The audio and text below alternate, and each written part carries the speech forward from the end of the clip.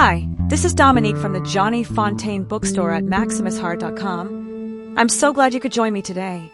Right now, we'd like to reward all those viewers who go the distance with a 15% off bonus at the Johnny Fontaine Bookstore on the MaximusHeart.com website. Just navigate over, pick any or all of Johnny's books, including Turn the Page, Eden non Grata, Wild Embrace, and The Pieces by Jamo, and get them at 15% off retail pricing.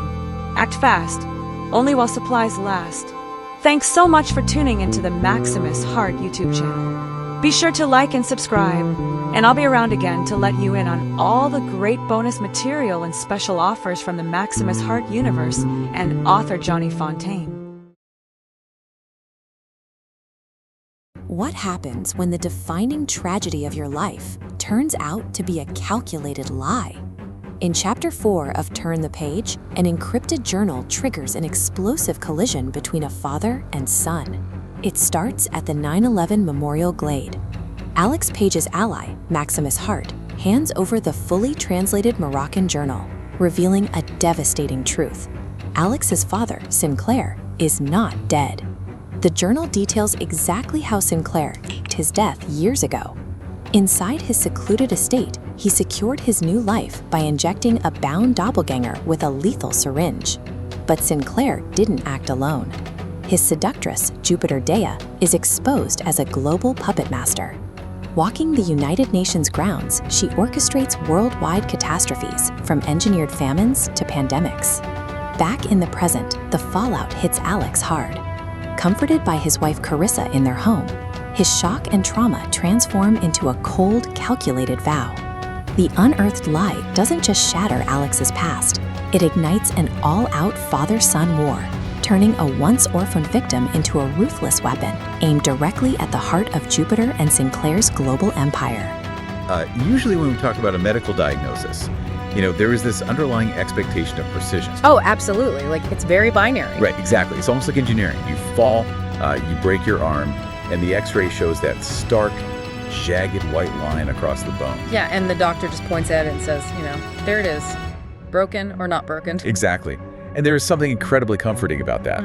We like things to be categorized. Really. Oh, for sure. We need that certainty. But then you step into the world of deep, generation-spanning trauma, or the psychological warfare of deep cover intelligence. And suddenly that x-ray machine is completely useless. Right. You are looking at a diagnostic landscape that is just entirely murky. It is the absolute definition of diagnostic muddy waters, Yeah. You are looking for a fracture in someone's reality, not their radius or ulna, And that is exactly where we find ourselves today. So welcome to the Deep Dive. I am your host, Jamo. And I'm your co-host, Gemma. And to all our Maximus Heart podcast listeners and our asset to operator, our special A2O YouTube viewers returning to the bunker, just a massive, effusive welcome back to you all. Seriously, we are so glad you're here. We are diving into the chapter-by-chapter breakdown of author Johnny Fontaine's explosive spy thriller and psychological drama, Turn the Page. Such a good book. It really is. And for those of you who have already downloaded the intel briefs of past episodes, thank you. If you haven't, episodes 1 through 3 are waiting for you right now on the Maximus Heart YouTube channel. Yeah, you absolutely need the foundation of those early chapters for what we are unpacking today. I love that. And, speaking of operatives, we want to invite those of you who are at that high level, assets to operatives in training tier. The A2O tier, yeah, right. Exactly. The A2O subscribers with the full Intel Access Pass on MaximusHeart.com. You all are going to get to take part in these special Q&A Intel briefings directly with the author, Johnny Fontaine. Which is just so cool. Right. So we'll be doing those throughout the rest of these series breakdowns. So for all you A2O folks out there, we're going to kick it off today by throwing our own questions out to Fontaine right here on the record. Oh, I'm definitely ready for this. And hey, if you want A2O clearance to get in on this, just go to MaximusHeart.com and look for the details in the Intel bunker. Awesome. Well, I'll go ahead and toss my question out first. Johnny, if you're listening, we spent a lot of time analyzing just the sheer sociopathy of Sinclair Page, right? Yeah. So much time. But I really want to know about the architectural design of his deception. Like, when you sat down to construct this Moroccan box of journals, did you outline the entire decades-long conspiracy before writing page 1? Ooh, that's a great question. Right. Or did the depth of his betrayal kind of just, reveal itself as the characters evolved? Because the logistical terror of faking his death feels almost too precise to just be made up on the fly. Yeah, I am really curious about that too. Wow, Gemma, great question.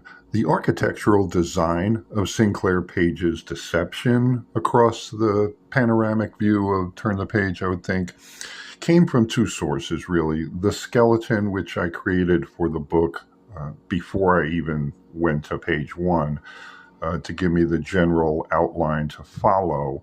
And then the organic growth of these characters from the page as I kept moving through those drafts and the edits and the creation process itself. Great question, though.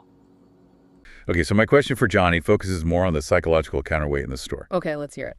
So Johnny, in a narrative that is just completely dominated by people trading their humanity for global leverage, Corissa Page seems to be the only real anchor to genuine intimacy. She really is. Right.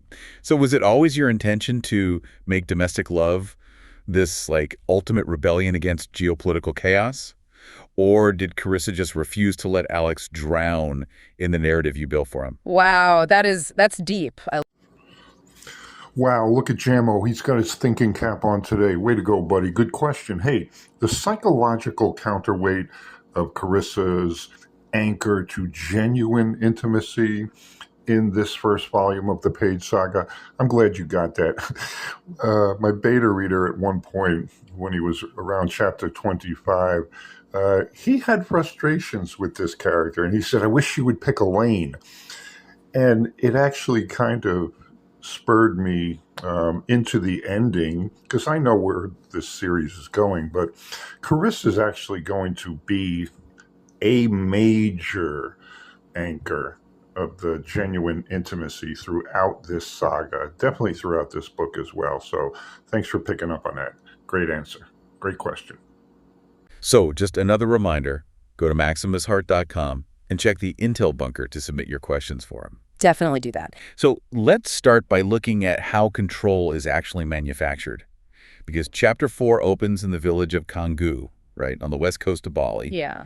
And the author absolutely drowns us in sensory details. I mean, we have Jupiter Dia emerging from a black lacquered, claw-footed tub. Just stepping right out of a milk bath. Her skin is coated in essential oils. There are literally rose and daisy petals clinging to her. And she grabs a Versace Baroque bath towel. Of course she does. Naturally. And the setting features these Bankuri wood-pitched roofs, Indonesian stone floors, infinity pools overlooking white beaches, and emerald rainforests at sunset. It is a maestro's palette in the sky. And I want you, as operatives in training, to pay very close attention to how this environment is being utilized. Yeah, because it's not just window dressing. Exactly. This isn't just descriptive flair for the sake of writing a pretty scene. This is environmental manipulation. Right, think about what an intelligence handler actually does. They curate the reality of their asset. When Jupiter's bathing in milk and essential oils, surrounded by this breathtaking sunset, she is establishing a baseline of opulence. She is creating a sensory dependency in her operative legion. Yes. That makes so much sense. I kept thinking about how the text says Jupiter moves towards Legion like a panther silently approaches its prey. Oh, that line is so chilling. Right. Even in a moment of extreme intimacy, holding a floor-length cashmere robe for her, she is a predator. She uses pleasure as a leash. Wow. Precisely. Yeah. Because security and control aren't always about locked doors and windowless interrogation rooms. Sometimes they look like an infinity pool in Bali. Exactly. Often, the most effective control is sensory. She opens her robe to offer him a momentary feast of invitation. Right. She pulls out a sterling silver case and smokes Thai cannabis, blowing this milky white smoke into the ocean breeze. So she's using her body, the chemical alteration of the cannabis, and the sheer financial weight of the luxury around them to disarm him. She is ensuring his loyalty isn't just ideological, it's physiological. And it works entirely. Because while they are wrapped up in this absolute paradise, they are having a chillingly sinister conversation about destroying human lives. Just casually chatting about ruin. Yeah. Jupiter casually brings up the Moroccan gift box and the translated journals that are currently in play against Alex Page. And she quotes the playwright Edward Bulwer Lytton. Right, the pen is mightier than the sword. Which is such a profound operational statement in this context. How so? Well, if we connect this to the overarching strategy, she isn't making a cute literary observation. She is declaring that words specifically translated secret truths are weapons of mass destruction. She tells Legion, the truths within the first journal are inviolate. Paige knew this, and Paige will know this. Right. Wait, let me push back on that a little bit, though. Right. Why are the words in this journal so dangerous? What do you mean? Well, I mean, we see people get shot, blown up, poisoned in this world all the time. A sword is still a sword. How does a translated diary actually act as a weapon of mass destruction against a highly trained operative like Alex Paige? Ah, okay. Because a physical attack only threatens the body. A targeted psychological attack threatens the foundation of reality.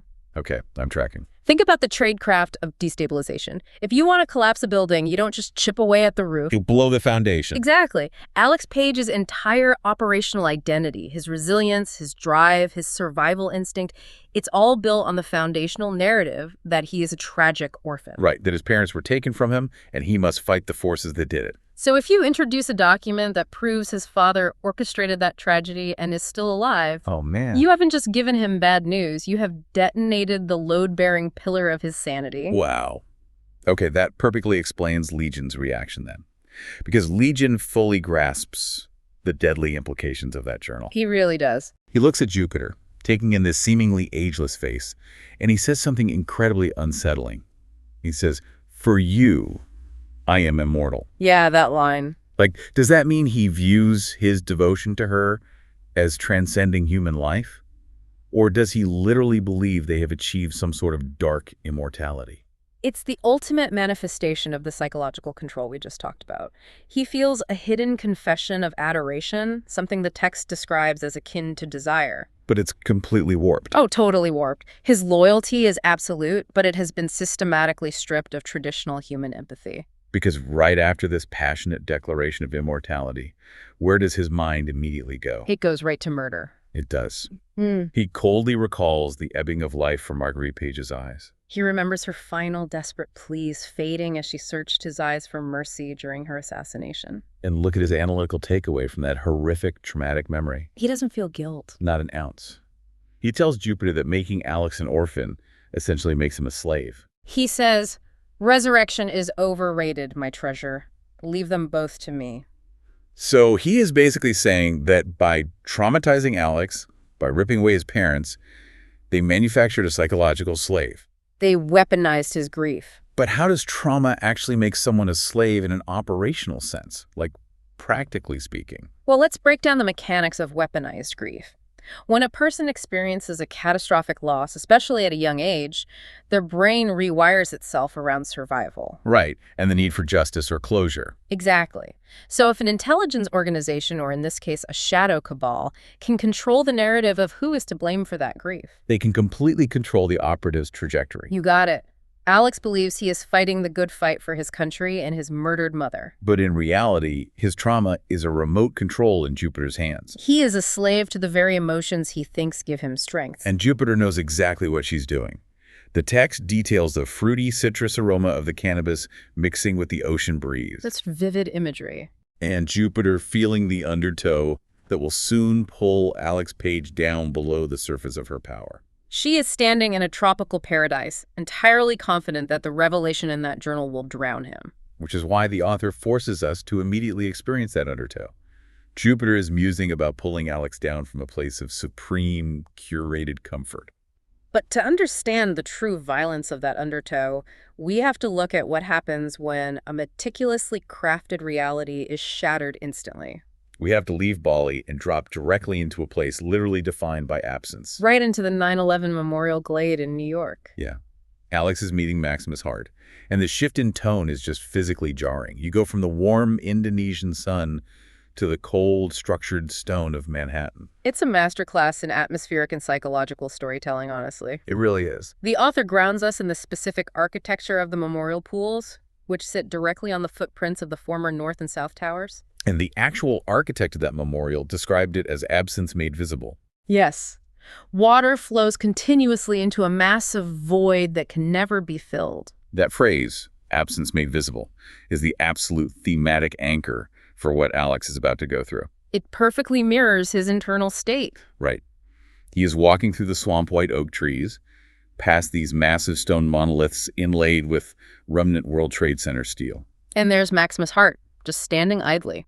Alex has already told his wife, Corissa, to stay put in Purchase, New York. He knows this meeting is going to be heavy. The physical setting is manifesting the psychological void Alex is about to fall into. Yeah, the fallen towers left a massive visible absence in the heart of the city, right? A trauma the whole world felt. And in just a few moments, Maximus is going to deliver a truth that creates a sudden, traumatic, world-destroying void in Alex's understanding of his own existence. Maximus is completely stoic here, too. The text describes him looking off into the distance, as if peering through a rifle scope and targeting his prey. He hands Alex a small leather valise. And inside is the first journal, the ciphertext key, and Maximus' manual translation. Let's pause and talk about the tradecraft of that manual translation for a second. Oh, please do, because that fascinated me. Maximus didn't just run this through a decryption software on a secure server. He translated every jot and tittle by hand before running it through an offline scanner. Right. Why do all that extra work? Well, because anything digital leaves a footprint. Makes sense. Exactly. The level of operational security Maximus employs underscores the sheer catastrophic volatility of the information. So in high-level intelligence, if a document is explosive enough, you revert to analog. Ink and paper don't emit a Wi-Fi signal. They can't be hacked remotely. By doing it manually, Maximus ensures he's the only consciousness on Earth, other than the authors, who knows the contents. And then Alex asks for the verdict. He just wants the summary. And Maximus delivers the bombshell. 4 words. Yeah. He's alive, Alexander. Your father is alive. I want you to imagine the sheer kinetic force of that sentence.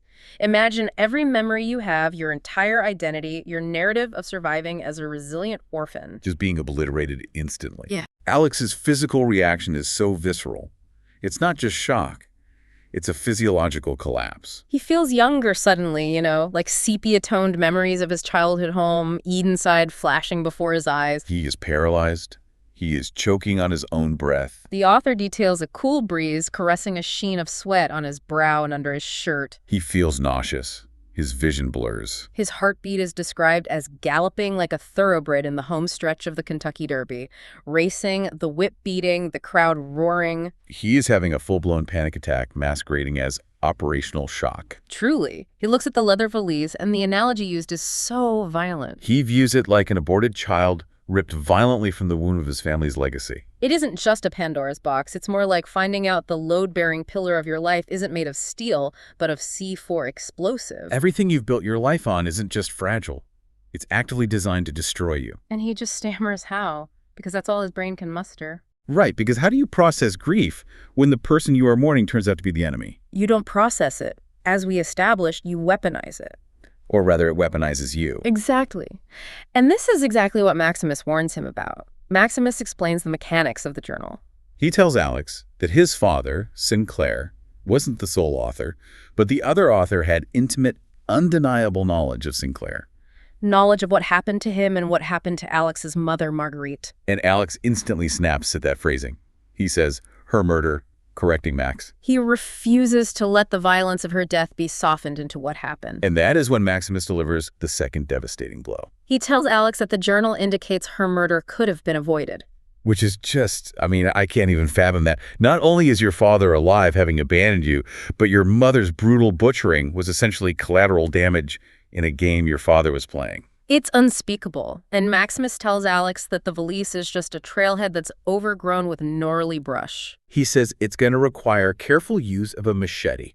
And Alex gets immediately defensive, naturally. He asks who said he was angry. Right, the operative training kicks in, trying to mask the emotional hemorrhage. But Maximus just laughs his sonorous bellow. He says, your rage is a fig leaf. And your shame about what happened is where you hide from God in the cool of the garden. Okay, I have to push back here. What is Maximus actually doing in this scene? What do you mean? Is he really acting as a spiritual guide? Because I could easily argue that Maximus is just as manipulative as Sinclair or Jupiter here. Really? How so? He is handing Alex a literal bomb of trauma, and then using theological language, talking about hiding from God in the Garden of Eden to direct his asset.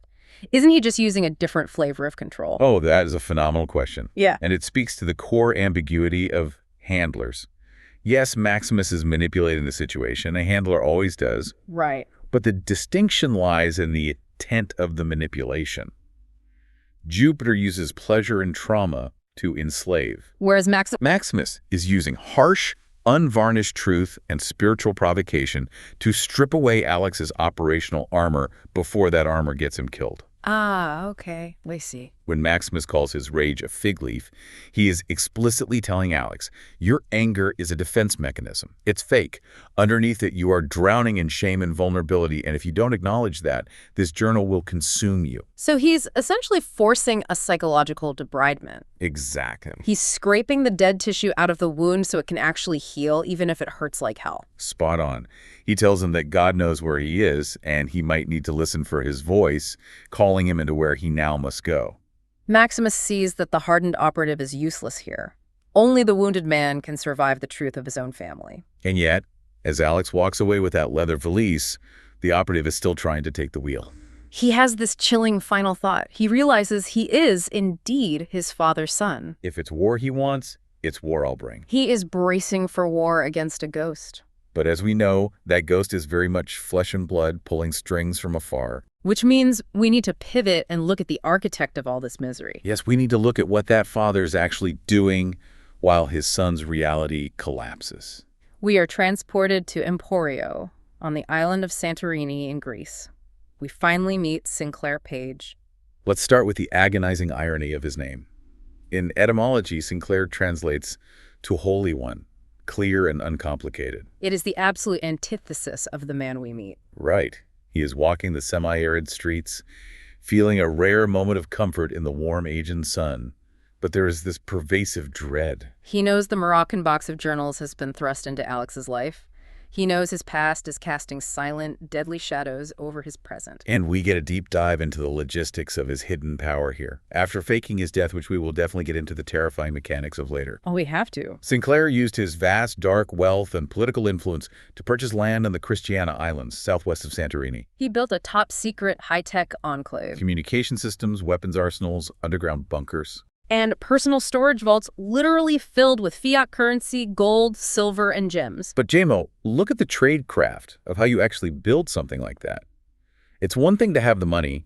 It's another to execute a black budget construction project on a remote island without satellite detection or local geopolitical fallout. It's a logistical nightmare. You have to procure materials through dozens of shell companies. You have to transport highly sensitive communications arrays on unmarked vessels. Right, and the most horrifying part isn't the technology. It's how he ensured operational security once it was built. Exactly. How do you keep a secret base secret when hundreds of contractors just poured the concrete and wired the servers? You can't just ask them nicely to keep quiet. No, you can't. Sinclair's solution was absolute ruthless finality. He personally oversaw the execution of the builders. He eliminated every single worker involved. Just wiped them out so that only a few high-ranking, heavily compensated Greek officials could ever link him to the locale. It is pure, unadulterated evil. It's the logistics of a monster. But this is where the character becomes so incredibly complex. This monster, who casually executes a construction crew to maintain a secret, is standing in the streets of Emporio looking up at the sky. And he's crying. Yes, he is triggered by the sight of butterflies. The text even specifies the species, right? Jamo's blue, Greek, clouded yellow, two-tailed pasha. They remind him of Marguerite's elaborate gardens at Edenside. He watches them with a tender, almost fragile memory, which then rapidly sours into rage. He hates that they remind him of her absence. The narrative notes that the murder of her body, somehow never resting as the resurrection of her spirit, always took him by surprise. The juxtaposition there makes me physically ill, honestly, because we have to contrast these tears over butterflies with the actual reality of Marguerite's murder. Which the author flashes back to. And the text pulls no punches. It paints a horrific picture of Marguerite fighting for her life in her own home. She suffers a dozen deep, lethal chest wounds. She has defensive wounds on her hands, showing a fierce, terrifying determination to survive. She is nearly decapitated, her throat slashed, her eyes wide open, witnessing the face of her killer. And we must ask, where is the grieving Sinclair while the mother of his child is being butchered? He is casually dining alone at La Bernardin, a 3-Michelin star restaurant in Manhattan. He is eating Spanish mackerel and drinking muscadet wine. A waiter approaches and hands him a small slip of paper that simply reads, "It is accomplished." And he just goes right back to enjoying his culinary heaven. We have to analyze the mechanics of an alibi at this level of intelligence. Why La Bernardin? Why be in public during the exact window of the assassination? Because you need 50 high society witnesses, valet drivers, and a meticulously timed credit card receipt to prove you were nowhere near Edenside. He orchestrated a brutal, messy, highly physical murder and completely divorced himself from the violence by wrapping himself in the pinnacle of civilized luxury. It's the exact same tactic Jupiter uses in Bali, wrapping horrific violence in supreme aesthetic luxury. Precisely. And if we connect this to Sinclair's rise in the intelligence community, it reveals his core philosophy. The narrative explains that Sinclair's immense power didn't just come from amassing money or gaining political access in Washington. He operated with Machiavellian precision on a psychological level. He realized early on that true power isn't about blackmail, it's about owning souls. What does that actually mean? Owning souls in an espionage context. He explains it internally. He says, "I own a part of their soul they will never regain, and they will do my bidding in an effort to retrieve it from the abyss of shame." Wow. So he didn't just corrupt institutions. No, he found the moral breaking point of individuals, forced them to cross it, and then held their own shame hostage. When you make someone complicit in something truly evil, you don't have to pay them anymore. They are tethered to you by their own guilt. But the horrifying irony is that he essentially did that to himself and to his own son. Because after finishing his muscadet, he has to return to Edenside. He's flown in by helicopter from the Plaza Hotel to play the role of the devastated, grieving husband. And what does he find in the aftermath of the slaughter? His teenage son, Alex, completely traumatized, sitting mute, staring into the fireplace. That moment between father and son is excruciating to analyze. Sinclair sits next to this boy, seeing the handsome but tortured features, and thinks to himself, I see the man emerging in him. But Alex turns to him, and his eyes are glazed in unspeakable horror, yet pulsing with a volcanic rage. Alex tells him, she always pretended that I didn't know. But I do know, and I will find out. All of it. Every single truth. And Sinclair, looking at his traumatized son, knows the terrible, suffocating secret. He knows he is intimately responsible for the taking of human life. He knows Marguerite went to her grave, protecting a secret they both shared about Alex. So what does Sinclair do? Does he comfort his son? No. He abandons him to the trauma. He rationalizes it by thinking, leave the young man to fend for himself. That life and the loss of ours will be his greatest teachers. The audacity of that rationalization is staggering. Sinclair actually looks down on Alex later.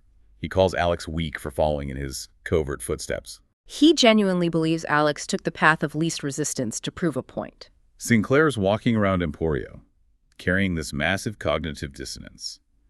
He knows that Jupiter has issued an ultimatum. Sinclair must kill his own son to protect the larger conspiracy. But Sinclair has this twisted realization. He knows that even if he kills Alex, it won't actually cleanse the blood from his own hands. The guilt of Marguerite's death is a permanent stain. I want to challenge every listener right now to pause and consider the sheer, bottomless moral rot required to let your own son discover his mother's butchered body just to maintain your operational legend. Sinclair sacrificed his wife's life and his son's sanity on the altar of his own ambition. It is a weight that is almost too heavy to carry.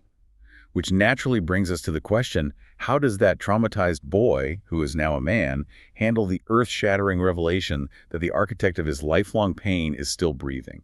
Where do you go when the foundation of your reality collapses? You go to the only thing that is real. You seek sanctuary. Which shifts us to Alex and Corissa's home in Preachus, New York. The physical atmosphere of this scene is an immediate, necessary counterbalance to the cold, calculating brutality we just witnessed with Sinclair. The environment is soft. It's illuminated by lamps and candles. Corissa has just returned from the West Coast, where she's been meeting with her record producer. She steps through the door and walks right into the emotional wreckage of Alex's discovery. Alex is deeply vulnerable here. The armor is off. He has just read the manual translation of the first journal. And Corissa, seeing the devastation, asks him what it means. Alex is instantly defensive, saying, this isn't exactly a Jesus on Easter morning, no matter what Max believes. Corissa's role in this narrative cannot be overstated. No, she's crucial. While Maximus, Jupiter, and Sinclair are operating on this grand, abstract geopolitical chessboard, moving nations and economies. Corissa brings the narrative violently down to the essential emotional truth. She doesn't care about the geopolitics, she cares about the man. She references the beginning of the journal, quoting the terrifying prophecies. And the text she recalls is haunting. It speaks of spiritual calamities and casualties. It warns that forces unseen move quickly to marshal their strength. It explicitly mentions the illusion of Sinclair Page's death and says that the father and the son will grow in rancor and revenge. It even warns that the bonds of love are only as strong as their weakest links, and those shall be tested to break points no passion can endure. It's basically a tailored prophetic threat against their marriage. And Alex, the highly trained operative who is supposed to have an action plan for every contingency, admits he doesn't have it all figured out. Corissa sees the devastating truth settling over him, that the rock upon which his reality was constructed is just shifting sand. So what is her response? She doesn't interrogate the intelligence data. She doesn't ask for a threat assessment. She gets up, slides onto his lap, and physically pushes the translation papers away from his hands. I loved this moment. It is so incredibly rare in the espionage genre to see a hardened operative utterly exposed, fumbling for words, unable to compartmentalize. He asks her what she's sorry for, and she says, maybe for him hurting you all over again. She traces the lines of his face, and then Alex confesses something that really stopped me in my tracks. That does it. He says that after his mother was killed, he actively wanted his father to die. And when he thought he was dead, there was an end to it. Forgetting him was a choice. Oh, wow. That is a brilliant psychological insight into the mechanics of closure. Right. Why is a resurrection worse than a death? Because mourning, even a traumatic, complicated mourning, eventually provides a form of closure. The brain categorizes the event. The threat is neutralized by the grave. But a fake death, a resurrection in this sinister context, steals Alex's choices and his agency. His father isn't just alive. He is actively trying to take those choices away again. Alex calls him a king in a castle who doesn't care for the kingdom under him. It's a permanent psychological siege. And then Corissa asks the most important question of the entire chapter. She puts her hand on his chest, physically feeling his heart roiling in anger, and asks, so what does the orphan in you want to do? Because she understands that the highly trained operative isn't the one reacting right now. The operative knows how to neutralize a target. The abandoned child does not. She tells him that the boy will always need his father, and the man will always seek his mother's love. She points out the biological and spiritual truth that the connection doesn't just cease once the umbilical cord is cut, or even when the grave is dug. Alex tries to deflect. He challenges her back, asking, so what have you done with the orphan in you? And she responds with such profound simplicity. Nothing is stronger than love, baby. I love them still. It absolutely fillets Alex's heart. He remembers the yearning to be his father's son, the unfulfilled, desperate longings to be initiated into manhood by the very man who destroyed his life. To pull him back from this dark, spiraling undertow, Corissa uses music. She quotes the Beatles from the White Album. Everybody's got something to hide except for me and my monkey. She playfully calls him her monkey and says, let's hide from the world tonight. It is the ultimate retreat, when the truth of the world is too massive, too radioactive to handle. The only way to survive the initial exposure is to completely shut out the world and hold on to the person you love. They strim away the complexities of the world, physically and emotionally. The text details them making love, with Corissa actively pushing the memories of Malta, the journal, and her own fears behind the building passion. She is acting as a human sanctuary. But sanctuary is, by definition, temporary. You can hide from the world, but the world keeps turning. And while Alex and Corissa are hiding in Purchase, the architect of their misery is standing in the very center of the geopolitical world, actively pulling the strings that will tear their sanctuary apart. Which brings us to the climax of the chapter. Yeah. We move to the United Nations complex in the Turtle Bay neighborhood of Manhattan. Jupiter Dea is strolling the grounds, wearing Dolce & Gabbana pumps and a stunning Oscar de la Renta Magnolia degrade fit and flare dress. And she is fully, acutely aware that she's standing on extraterritorial ground. She is technically not under U.S. jurisdiction. Her internal monologue sets the tone for the scale of her operation. She thinks to herself, I certainly do not bring peace, but a sword. Think about the sheer arrogance and power of that thought. She is walking through an institution literally built from the ashes of World War II to maintain international peace, protect human rights, and deliver humanitarian aid, and she views it merely as a convenient playground for unchecked global manipulation. She meets a high-ranking Secretariat asset, a man in a fine black suit and Matsuda sunglasses. They casually overlook the East River, and he gives her a status report on their operations. And let me tell you, the list of horrors they are orchestrating is nauseating. But I need to know, how does a single Secretariat asset actually pull this off? How do you orchestrate global suffering from a balcony overlooking the East River? You don't do it with a single button. You do it by manipulating the levers of global infrastructure. It's the systematic destabilization of humanity through logistical choke points. The asset reports that millions are suffering from acute food insecurity. How do they do that? By manipulating agricultural subsidies, disrupting shipping lanes, and leveraging debt in developing nations so they can't afford to import grain. He mentions that sexual violence is rising as war costs increase.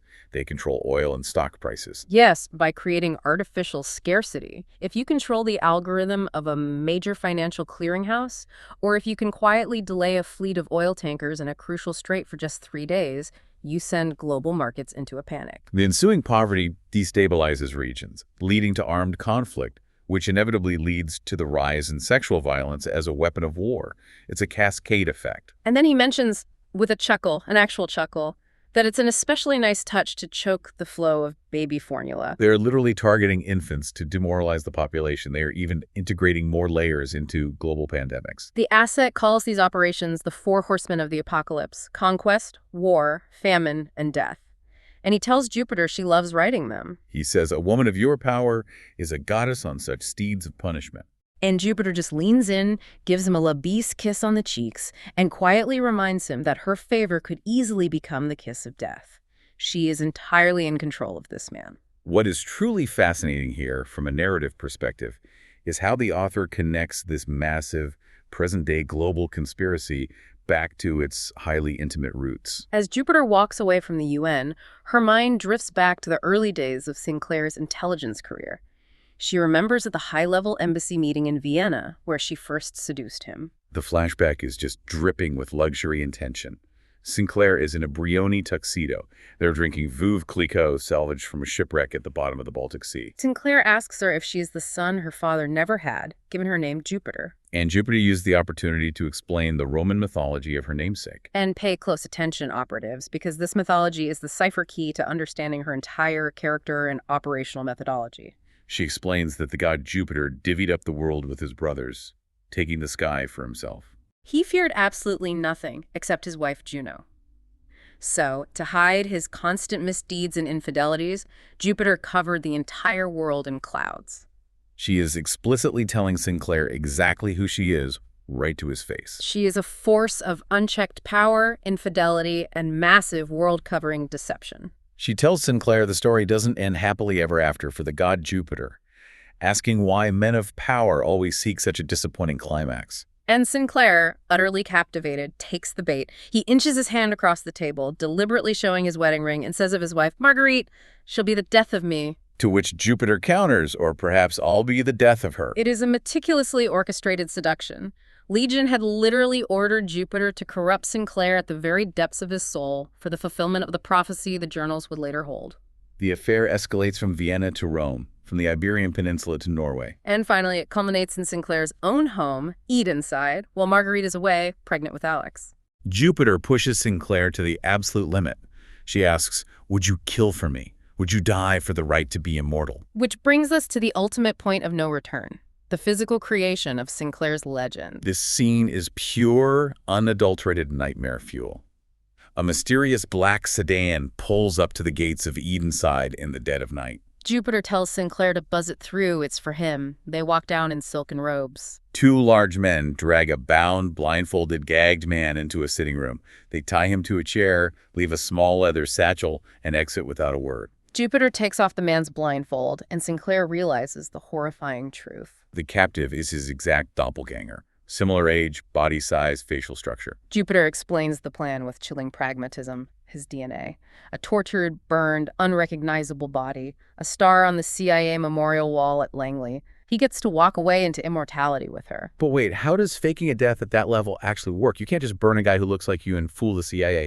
They do autopsies. They check dental records. You are absolutely right, which is why a legend of this magnitude requires months of preparatory tradecraft before the body even hits the floor. A legend isn't just a fake ID.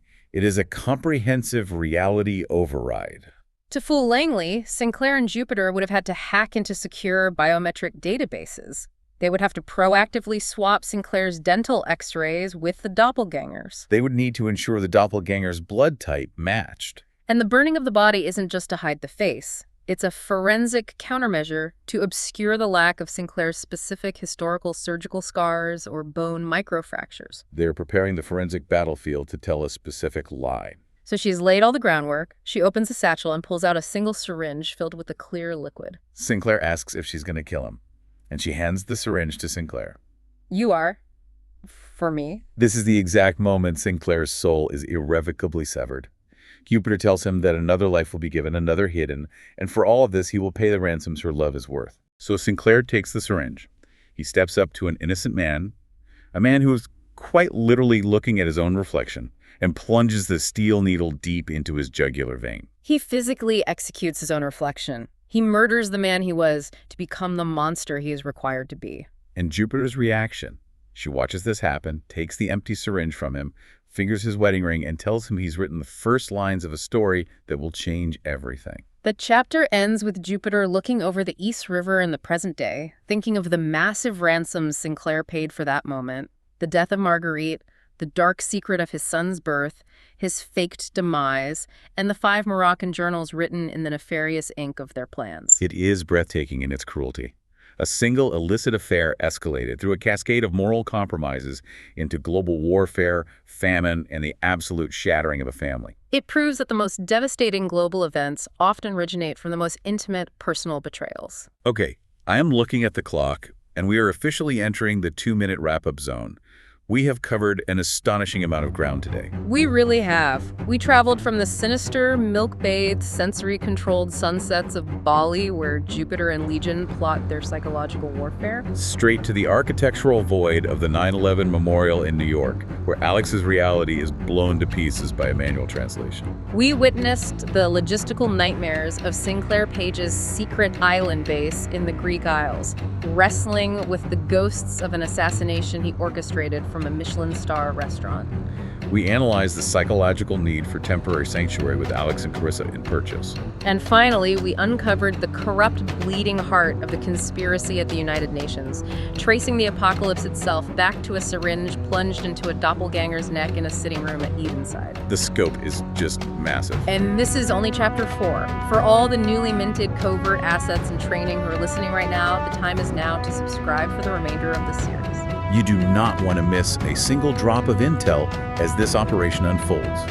Head over to MaximusHeart.com for all the classified details and to access the Maximus Heart Bunker online. Absolutely. And while you are at it, I invite all our listeners and viewers to check out Johnny Fontaine's author page on Amazon and Kindle. Grab your own copy of Turn the Page. You need to read these words, analyze these mechanics for yourself, and explore his other incredible literary works. Make sure you hit that subscribe button for the Chapter 5 Intel Brief and beyond, because the undertow is only getting stronger and you need to be prepared. Break down the final mission profile for us. With pleasure. Remember the directive. The reader becomes an asset, the asset becomes an operative. I want to leave you with one final provocative thought to mull over until our next briefing. We've seen how just the manual translation of the first journal can utterly shatter Alex Page's reality, sever his psychological anchors, and expose a global conspiracy of famine and war. So ask yourself if that first journal was just the trailhead, just the surface layer of the deception. What unfathomable, world-ending secrets are still locked away inside the remaining 4 Moroccan journals? Stay vigilant, operatives. We'll see you in the bunker.